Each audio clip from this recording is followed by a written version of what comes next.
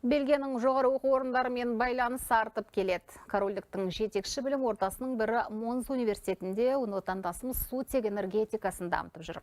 Жас ғалым көміртексіз тиімділігі жоғары қуат көзін алуды зерттеуде. Отандасымызбен Брюссельдегі меншікті тілшіміз Ғалымжан Қараманұлы кездесіп қайтты.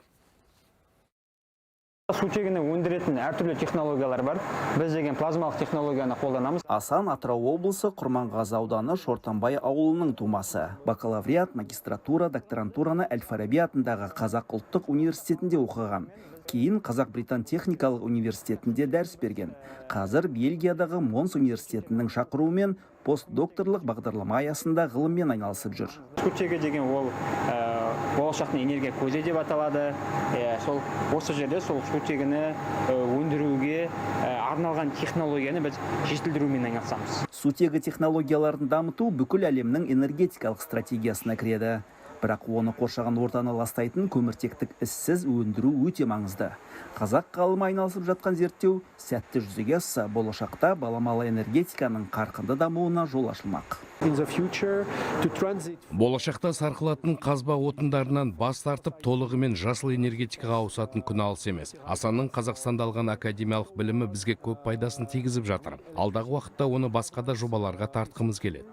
Монс университетінің басшылық құрамымен және оқу орнына қарасты зерттеу орталығының өкілдерімен Қазақстанның Бельгиядағы елшісі кездесті. Басқосуда жоғары білім, академиялық ұтқырлық және қолданбалы ғылыми зерттеулер саласындағы ынтымақтастықты кеңейту жолдары талқыланды. Мы видим большой потенциал. Біз әріптестікті тереңдетуге мол мүмкіндік бар деп есептейміз. Болашақта тәжірибе алмасып бірлескен филиалдар ашуға болады деп ойлаймын. Біздің есігіміз барлық қазақстандыққа ашық. Сонымен бірге жоғары оқу орындарыңызда біз туралы көбірек біліп, жаңа әріптестіктер орнатсақ деймін. Келер айдан бастап Монс студенттері Қазақ ұлттық университетінде бір семестр оқып, тіл және өңіртану пәндерін меңгермек.